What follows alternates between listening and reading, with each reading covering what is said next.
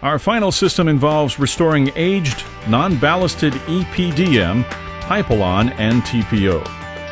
These would typically be candidates for restoration using our Roofxtender 900 solvent-based SEBS white roof coating. The PVC variety of single-ply roofing is generally not an acceptable substrate for this restoration.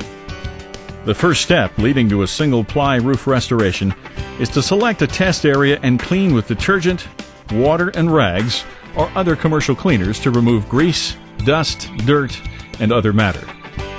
After allowing to dry, apply a very thin coat of Roofxtender 900 and allow it to dry for at least 20 minutes. Then apply a second coat of Roofxtender 900 and embed polyester fabric into it with the tail left exposed and not stuck down. Apply a third coat and allow to cure for a minimum of 4 days. After curing, pull on the tail to check for peel strength and adhesion. If the polyester is difficult to pull away from the membrane, like duct tape on metal, then adhesion is good. If the polyester and coating peel off with only slight resistance, then adhesion is poor and other alternatives should be considered. After successful completion of your pull or adhesion test, clean the roof regardless of the type of adhered or mechanically fastened single-ply roof. Begin with application of an approved cleaner. Power wash at a maximum 2000 psi using a wide fan tip. Use a soft broom or mop while power washing. Allow the single-ply material to completely dry before moving on.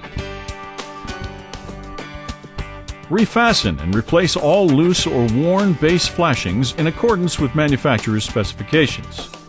All seams must be stripped in for complete reinforcing. Pictured to the left is an acceptable seam reinforcement on an EPDM membrane using a self-adhering EPDM tape. Another method is shown on the right using polyester sandwiched between two courses of Roofxtender 900. A very thin primer layer of Roofxtender 900 should first be applied to the bare membrane and allowed to cure 30 minutes before applying the 3-course seam reinforcement.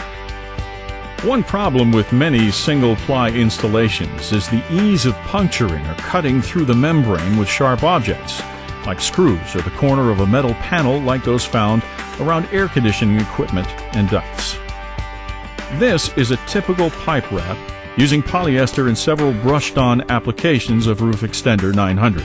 Remember, the first application serves as your prime coat and should always be very thin, not exceeding 1/2 to 3/4 of a gallon per square. Usually, you see the underlying membrane's color coming through this thin layer of Roofxtender 900. A prime coat of Roofxtender 900 is a critical procedure. Do not apply more than 3/4 of a gallon per square of the prime coat. Some contractors refer to this thin coat as dry rolling or tack coat. The key is to apply so that the layer beneath shows through the first coat. Subsequent coats will provide hiding. After the first coat is dry, apply additional brush coats as much as 1 gallon per square. On this TPO job, a second coat of Roofxtender 900 is shown being applied by roller, allowed to cure. This concludes the Roofxtender 900 Single-Ply Project Guide. The Allied Tri-Built staff has prepared a number of documents to help support your selling and installing efforts. These include sales literature telling building owners why these systems are ideal for their roof, data sheets for submitting proposals, MSDS sheets, step-by-step guides, typical details, and other tools that help you win the business and successfully apply the products for each system specification. An excellent resource is the new Roofxtender website, www.roofxtender.com. It has a variety of tools and resources to make you successful. Talk to your Allied sales representative about getting started with Roofxtender on your next job.